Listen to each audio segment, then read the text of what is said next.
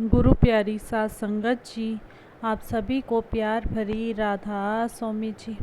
सात संगत जी, 22 सितंबर वाले भंडारे के बाद 23 सितंबर को सुबह के समय एक परिवार कैंटीन नंबर 1 में नाश्ता करने के लिए हॉस्टल से आया था, क्योंकि इसके बाद उनको ट्रेन से वापस दिल्ली जाना था। सात संगत जी, जब ब्यास डेरे में भंडारे होते हैं तो लाखों की तादाद में संगत डेरे में आती है। इसी प्रकार ही 22 सितंबर के भंडारे में पिछले सभी भंडारों से भी ज़्यादा संगत पहुंची हुई थी। संगत ने पिछले सारे रिकॉर्ड भी तोड़ दिए थे। सात संगत जी, जब रविवार को भंडारा हुआ था उसमें इतनी संगत पहुंची थी कि 8 सितंबर और 15 सितंबर के पिछले भंडारों पर आने वाली संगत से बहुत ज़्यादा थी। सत्संग पंडाल में कम से कम 15 लाख संगत सत्संग सुनने के लिए बैठी हुई थी। सात संगत जी, जब इतने बड़े लेवल के हिसाब से प्रोग्राम का आयोजन होता है तो ऐसे सत्संग में सिर्फ वही लोग ही नहीं जाते जो बाबा जी से या डेरे से जुड़े हैं। उस कुल मालिक पे विश्वास रखने वाले और भी बहुत से लोग वहाँ पर आना पसंद करते हैं। आज हम ऐसी ही एक घटना के बारे में आप सबसे बात करना चाहते हैं।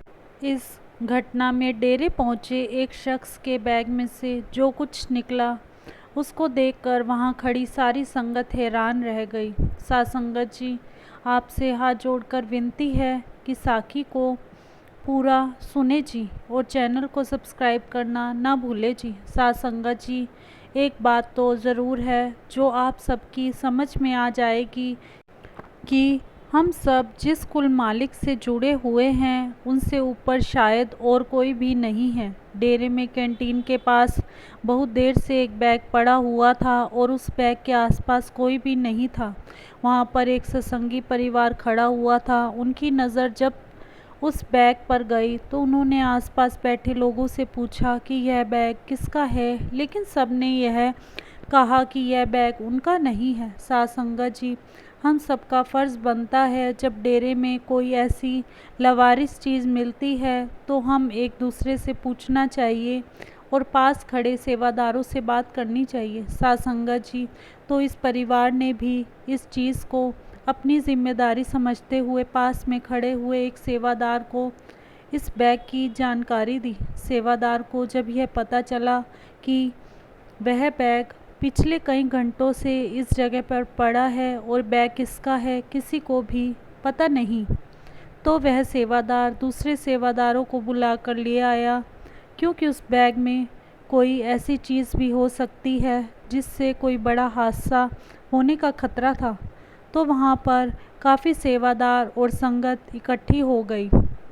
उन सब ने आपस में बात की और कहा कि खुद से इस बैग को खोलना बहुत रिस्की हो सकता है, इसलिए सेवादारों ने बैग के पास खड़ी संगत को थोड़ा पीछे कर दिया। अब उस बैग को वहाँ पर पड़े 3-4 घंटे हो चुके थे। इस बीच उन सेवादारों ने सिक्योरिटी के सेवादारों को फ़ोन किया और सिक्योरिटी के सेवादार वहाँ पर आ गए। इतने में एक आदमी वहाँ पर आ गया और कहने लगे, क्या बात है, आप मेरे बैग को इतने गौर से क्यों देख रहे हैं? तो सेवादारों ने पूछा है कि यह बैग आपका है? तो वह आदमी कहने लगा, जी हाँ, यह बैग मेरा है। तो सेवादारों ने कहा कि ऐसे कोई अपना बैग रख कर नहीं जाता, आपने अपने बैग को ऐसे क्यों छोड़ दिया? तब वह आदमी कहने लगा कि मैं ब्यास डेरे में पहली बार आया हूँ, मैं अपना बैग यहाँ पर रख कर वॉशरूम में गया था और वहाँ पर इतनी ज़्यादा भीड़ होने के कारण मैं थोड़ी आगे चला गया और रास्ता भूल गया था। मैं भी अपने बैग को 3-4 घंटे से ढूंढ रहा था और दूसरों से पूछ कर वापस यहाँ तक पहुँच गया हूँ। यह सुनकर सेवादारों को उसकी बात पर यकीन तो हो गया, लेकिन उन्होंने पूछा कि हम इस बैग को आपके हवाले तभी कर सकते हैं अगर आप हमें बता सकें कि इस बैग में क्या है, क्योंकि अगर यह बैग आपका ना हुआ और हमने यह बैग आपको दे दिया और उसके बाद बैग का असली मालिक यहाँ पर आ गया तो हम उसको क्या जवाब देंगे? तो उस आदमी ने कहा, जी ठीक है, मुझे किसी बात की कोई प्रॉब्लम नहीं है, यह बताने में कि मेरे बैग में क्या है। साध संगत जी, उस आदमी ने जो बताया उसको सुनकर वहाँ खड़े सभी सेवादार बहुत हैरान हो गए। उस आदमी ने बताया कि मेरे बैग में चारों धामों की धार्मिक किताबें हैं, यानी कुरान, गीता, गुरु ग्रंथ साहिब हैं, और मेरे इस बैग में मेरे 10,000 रुपये भी पड़े हुए हैं। इसके अलावा श्री कृष्ण की, महात्मा बुद्ध की और भी कुछ महापुरुषों की तस्वीर और किताबें हैं।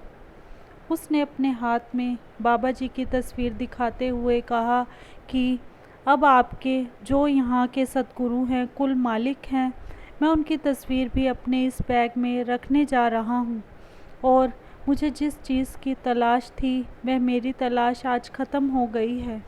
अब यहाँ से मैं सीधे अपने घर चला जाऊँगा। सेवादारों ने जब बैग खोला तो उसमें एक एक चीज़ वही थी जो उस आदमी ने बताई थी। सेवादार पूछने लगे कि हम समझ नहीं पा रहे कि आप किस चीज़ की तलाश में यहाँ आए थे। क्या आपको यहाँ से सिर्फ बाबा जी की फ़ोटो ही चाहिए थी? तो उस आदमी ने जो बताया उसको सुनकर सेवादारों की आंखें नम हो गई। वह आदमी कहने लगा कि मैंने 10 साल पहले अपने घर को छोड़ दिया था। मेरे अंदर खुद की पहचान करने का एक जुनून था। मैं समझना चाहता था कि आखिर मैं हूँ कौन, मेरा वजूद क्या है। क्या मैं एक शरीर से दूसरे शरीर में भटकता ही रहूँगा? क्या मेरी मृत्यु कभी भी नहीं होगी? क्योंकि मरता तो केवल शरीर है, आत्मा कभी नहीं मरती। इन सब सवालों के जवाब और खुद की पहचान करने के लिए मैं ना जाने कहाँ कहाँ पर भटकता रहा हूँ। मुझे सालों से एक पूर्ण संत सतगुरु की तलाश थी जो मेरे मन में उठ रहे सवालों के जवाब दे सके। इसलिए मैंने हर धर्म के बारे में बहुत सारी जानकारी इकट्ठी की। मैंने हर धर्म की धार्मिक किताबों को बहुत बार पढ़ा है। बहुत सारे अलग अलग संतों, महात्माओं के सत्संग सुने। सबका यही कहना है कि सृष्टि की रचना करने वाला मालिक एक ही है। लेकिन आज तक मैं समझ ना सका कि आखिर मैं कौन हूँ। पूरी दुनिया भटकने के बाद मैं पहली बार यहाँ पर आया हूँ। जब मैं यहाँ पर आया तो मुझे लगा कि शायद मेरी तलाश यहाँ आकर पूरी नहीं होने वाली है। परंतु जब मैंने बाबा जी सतगुरु का सत्संग सुना तो मैं सत्संग में इतना खो गया कि मुझे मेरे हर सवाल का जवाब मिल गया। बाबा जी सतगुरु ने 1 घंटे के सत्संग में दुनिया की हर धार्मिक किताब का निचोड़ संगत के सामने रख दिया। बाबा जी सतगुरु जी ने बता दिया कि हमें किसकी भक्ति करनी है और किस तरीके से करनी है। आज मैं यह जान चुका हूँ कि अकेले मैं इस सफ़र पर एक कदम ही नहीं चल सकूँगा। मुझे सतगुरु के सहारे की बहुत ज़रूरत पड़ेगी। कुछ समय सेवा और कुछ और सत्संग सुनने के बाद मैं नामदान के लिए बाबा जी सतगुरु के पास आऊँगा। उसकी बातें सुनकर सेवादारों की आंखें नम हो गई और सेवादार कहने लगे कि भाई, आप यहाँ पर अपनी मर्ज़ी से नहीं आए, आपको तो यहाँ हमारे सतगुरु जी लेकर आए हैं। आप सालों से भटक रहे हो, लेकिन इन 10 सालों में आप यहाँ तक पहले कभी नहीं पहुँच सके, जबकि यह मठ दुनिया के सबसे बड़े मठों में से एक है।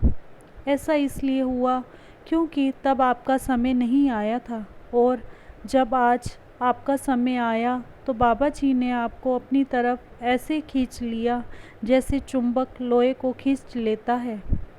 साथ संगत जी, हम पहले भी आपसे यह कह चुके हैं कि संगत सोचती है कि वह अपनी मर्ज़ी से डेरे में आती है तो वह बिल्कुल गलत सोचती है। बाबा जी की मर्ज़ी के बिना कोई भी रूह बाबा जी के दर्शन करने के लिए नहीं आ सकती।